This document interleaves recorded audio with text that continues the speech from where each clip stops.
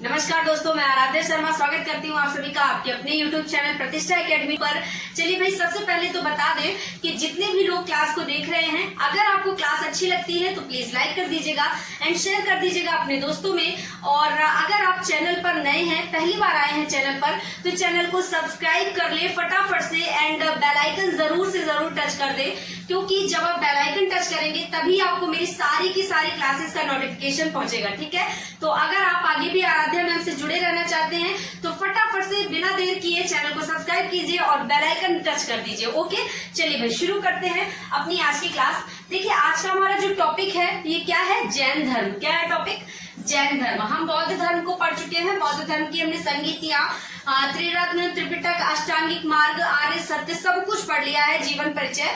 आज का टॉपिक है जैन धर्म। आज हम महावीर स्वामी के बारे में जानेंगे, जैन धर्म के बारे में जानेंगे। ठीक है, चलिए तो शुरू करते हैं। देखिए, सबसे पहला जो हमारा पॉइंट है, जैन धर्म का इतिहास। जैन धर्म का इतिहास क्या है? देखिएगा, जैन धर्म के संस्थापक एवं प्रथम तीर्थंकर ऋषभ देव थे। जैन धर्म के संस्थापक एवं प्रथम तीर्थंकर जो है ऋषभ देव। अगर आपसे पूछा जाए कि जैन धर्म के संस्थापक कौन है तो ऋषभ देव बताएंगे। पहले तीर्थंकर कौन है तो ऋषभ देव बताएंगे। ठीक है, चलिए नेक्स्ट, जैन धर्म के 23वें तीर्थंकर पार्श्वनाथ थे। 23वें तीर्थंकर कौन थे? पार्श्वनाथ थे। अब तीर्थंकर का मतलब क्या है? देखिए, जो स्वयं के तप से ज्ञान प्राप्त करते हैं उन्हें तीर्थंकर कहते हैं। यहाँ पर जैन धर्म में उन्हें तीर्थंकर कहा गया है। ठीक है, तो भाई 23वें जो थे ये पार्श्वनाथ थे। महावीर स्वामी जैन धर्म के 24वें एवं अंतिम तीर्थंकर थे। ठीक है, तो प्रथम ऋषभ देव है, 23वें पार्श्वनाथ है, अंतिम कौन से हैं तो वो महावीर स्वामी हैं जो कि 24वें हैं। ठीक है, 24 तीर्थंकर जैन धर्म के जो है माने जाते हैं। ठीक है बेटा, और एक चीज जान लीजिएगा कि यहाँ पर आपने देखा कि जैन धर्म के संस्थापक कौन है? ऋषभ देव हैं। लेकिन अगर आपसे क्वेश्चन थोड़ा सा चेंज करें और कह दे कि जैन धर्म के वास्तविक संस्थापक कौन है तो महावीर स्वामी लगाइएगा। देखिए, मैंने यहाँ लिखा है जिन्हें जैन धर्म का वास्तविक संस्थापक कहा गया है। ठीक है, तो यदि आपसे जैन धर्म का वास्तविक संस्थापक पूछे तो महावीर स्वामी है।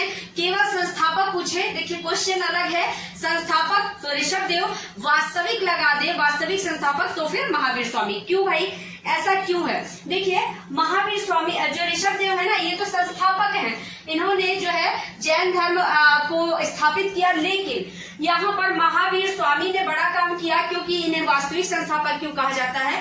क्योंकि महावीर स्वामी ने जैन धर्म को बहुत ज्यादा विस्तृत किया, मतलब प्रचार प्रसार बहुत ज्यादा। जैन धर्म जो है अपनी चरम सीमा पर महावीर स्वामी के समय में पहुंचा। ठीक है, तो इसीलिए इन्हें जैन धर्म का वास्तविक संस्थापक कहा जाता है। ठीक है, जैसे आप देखते हैं ना, किसी काल में किसी चीज का उद्भव हुआ, ठीक है, तो वो तो उद्भव से मान लिया जाता है। लेकिन अगर किसी काल में वो चरम सीमा पर पहुंच गया ना, तो वास्तविक उद्भव वो काल माना जाता है जहां चरम सीमा पर पहुंचता है। ठीक है, चलिए, तो इसी तरह से यहाँ पर ऋषभ देव को संस्थापक एंड महावीर स्वामी को वास्तविक संस्थापक कहा जाएगा, जो कि अंतिम और 24वें तीर्थंकर थे। ठीक है, 23वें पार्श्वनाथ। बस यही 3 आपसे पूछे जाते हैं, तो यही मैंने यहाँ ऐड किए हैं। नेक्स्ट देखिए, महावीर का जन्म 540 ईस्वी पूर्व। देखिएगा, इनके जन्म में बहुत ज्यादा मतभेद है लोगों में, इतिहासकारों में, क्योंकि इनका जन्म कुछ लोग कहते हैं 590 तो कुछ लोग कहते हैं 540। ठीक है, लेकिन ये वाला ऑप्शन सही है, 540 वाला। एंड अगर आपको पेपर में कोई मतलब 590 वाला मिले तो ये वाला नहीं मिलेगा आपको, लेकिन ज्यादातर यही वाला माना गया है 540। ठीक है, चलिए, तो महावीर स्वामी का जन्म 540 ईसा पूर्व कुंडल ग्राम वैशाली में हुआ था। ठीक है, कहाँ पर? कुंडल ग्राम वैशाली, जो कि बिहार में पड़ता है। ठीक है, वैशाली में हुआ था, याद रखिएगा। इनके पिता सिद्धार्थ जात्रक कुल के सरदार थे। ठीक है, किसके? जात्रक कुल के सरदार थे। और तथा इनकी माता त्रिशला, क्या नाम था? त्रिशला। माता पिता का नाम याद रखेंगे, माता का नाम त्रिशला और पिता का नाम सिद्धार्थ था। ठीक है, गौतम बुद्ध की माता का नाम महामाया था और पिता का नाम क्या था? पिता का नाम था सुद्धोधन। ठीक है, चलिए नेक्स्ट देते हैं, इनकी माता त्रिशला लिच्छवी राजा चेतक की बहन थी। ठीक है, लिच्छवी राजा चेतक की बहन थी। महावीर के बचपन का नाम वर्धमान था। ठीक है, बचपन का नाम जरूर याद रखेंगे, पूछ लिया जाता है। सिद्धार्थ बौद्ध गौतम बुद्ध के बचपन का नाम था, और यहाँ पर महावीर का जो है बचपन का नाम वर्धमान है। ठीक है, चलिए इनके पिता का नाम भी सिद्धार्थ है। ठीक है, चलिए महावीर को जुम्बिका ग्राम ऋजुपालिका नदी के तट पर साल वृक्ष के नीचे ज्ञान प्राप्त हुआ। कहाँ पर? जुम्बिका ग्राम ऋजुपालिका नदी, ठीक है, ऋजुपालिका नदी के तट पर ज्ञान प्राप्त हुआ। कंफ्यूज मत होइएगा, क्योंकि गौतम बुद्ध मतलब बौद्ध धर्म और जैन धर्म में लोग कंफ्यूज रहते हैं, क्योंकि उसमें भी नदी पूछी गई निरंजना फल्गु नदी। ठीक है, इनकी जो है ऋजुपालिका नदी है। ठीक है, वहां पर पीपल वृक्ष के नीचे और यहाँ पर साल वृक्ष के नीचे, देखिए लिखा है साल वृक्ष। साल वृक्ष का मतलब साखू, साल मतलब साखू का वृक्ष। ये एक ऐसा वृक्ष है जिसकी लकड़ियां काफी वजनदार और काफी मजबूत होती हैं। इसकी लकड़ियां इमारतें बनाने में, घर बनवाने में यूज की जाती हैं, लगवाई जाती हैं। ठीक है, भूरे रंग की लकड़ियां होती हैं, काफी मजबूत होती हैं। साखू भी कहा जाए तो फिर समझ जाइएगा कि ये साल वृक्ष की बात। साल वृक्ष के नीचे ज्ञान प्राप्त हुआ। ठीक है, नेक्स्ट देखते हैं। ज्ञान प्राप्ति के बाद महावीर जो है ये जिन मतलब विजेता या वीर, अरहत मतलब पूज्य, निर्ग्रंथ मतलब बंधनहीन कहलाए। ठीक है, जिन विजेता या वीर, अरहत मतलब पूज्य और निर्ग्रंथ मतलब कि बंधनहीन कहलाए। ठीक है, वहां पर जो है बुद्ध जी को भी ऐसे ही ज्ञान प्राप्ति के बाद वो बुद्ध कहलाए थे। पहले सिद्धार्थ नाम था। चलिए नेक्स्ट देखिए, महावीर ने अपने उपदेश किस भाषा में दिए? प्राकृत भाषा में दिए। ठीक है, प्राकृत भाषा में दिए। महावीर स्वामी ने प्रथम उपदेश कहाँ पर दिया था? राजगृह में दिया था। और पूछा जाता है कि गौतम बुद्ध ने पहला उपदेश कहाँ दिया था? तो सारनाथ में दिया था। ठीक है, उन्होंने सारनाथ में, इन्होंने राजगृह में। इसलिए थोड़ा सा कंपेयर कर रही हूँ ताकि आपको कंफ्यूजन ना हो। ठीक है, तो इन्होंने महावीर स्वामी ने अपना प्रथम उपदेश जो है राजगृह में दिया था और प्राकृत भाषा में दिया था। ठीक है, चलिए नेक्स्ट देखिएगा। महावीर के प्रथम अनुयायी उनके दामाद प्रियदर्शिनी के पति जामिल थे। ठीक है, तो अगर पूछा जाए कि महावीर के प्रथम अनुयायी कौन थे तो जामिल थे। ठीक है, कौन? जामिल, जो कि उनके स्वयं अपने ही दामाद थे, उनकी बेटी प्रियदर्शिनी के पति। ठीक है, चलिए इनकी बेटी का नाम प्रियदर्शिनी था। नेक्स्ट देखिएगा, प्रथम जैन भिक्षुणी नरेश दधिवाहन की पुत्री चंपा थी। पहली जो जैन भिक्षुणी बनी जो महिला, वो नरेश दधिवाहन की पुत्री चंपा थी। ठीक है, चलिए नेक्स्ट देखते हैं। आर्य सुधर्मा एक अकेला ऐसा व्यक्ति था जो महावीर की मृत्यु के बाद भी जीवित रहा।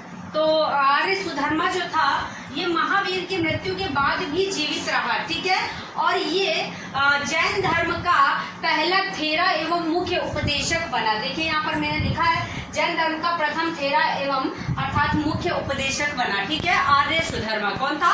आर्य सुधर्मा। अगर कहा जाए कि जैन धर्म का मुख्य उपदेशक कौन है तो आर्य सुधर्मा। ठीक है, चलिए भाई नेक्स्ट देखते हैं। जैन धर्म दो संप्रदायों में विभक्त था। कौन कौन सा? श्वेतांबर और दिगंबर। ठीक है, श्वेतांबर मतलब श्वेत वस्त्र धारण करने वाले। श्वेतांबर ऐसा समुदाय था जहाँ पर लोग सफेद रंग के, श्वेत मतलब सफेद होता है ना, सफेद रंग के कपड़े पहनते थे, श्वेत वस्त्र धारण करते थे।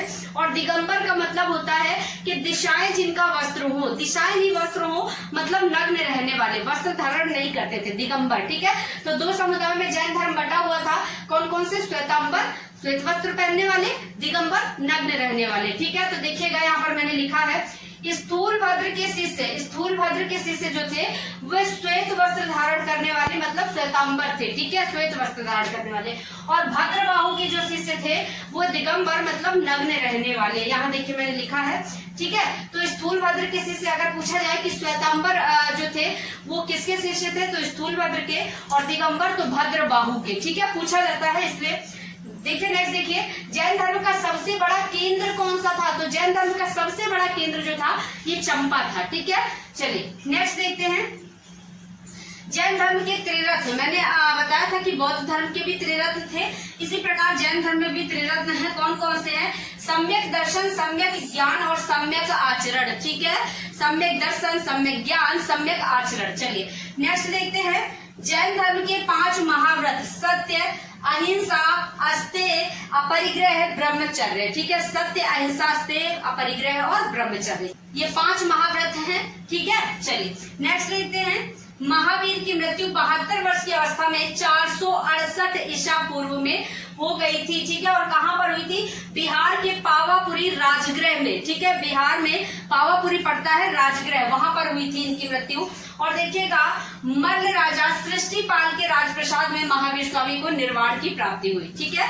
चलिए, मल्ल राजा सृष्टिपाल, याद रखिएगा ये पूछ लिया जाता है। सृष्टिपाल किसके राजप्रसाद में इन्हें निर्वाण की प्राप्ति हुई थी? तो मल्ल राजा सृष्टिपाल, ठीक है। चलिए नेक्स्ट देखते हैं संगीतियां।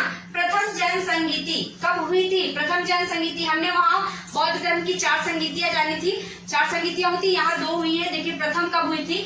322 से 298 ईसा पूर्व, ठीक है।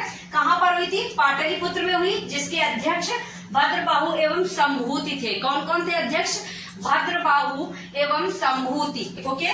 चलिए, द्वितीय जैन संगीति 512 ईस्वी में बल्लभी गुजरात में पड़ता बल्लभी गुजरात में हुई। अध्यक्ष कौन थे? देवार्धी क्षमा श्रवण, ठीक है। इसके अध्यक्ष थे देवार्धी क्षमा श्रवण। तो ये 2 जैन संगीतियां हुई, ठीक है। तो आज का ये जो जैन धर्म है ये टॉपिक कंप्लीट होता है। चाहे तो स्क्रीनशॉट ले लीजिए।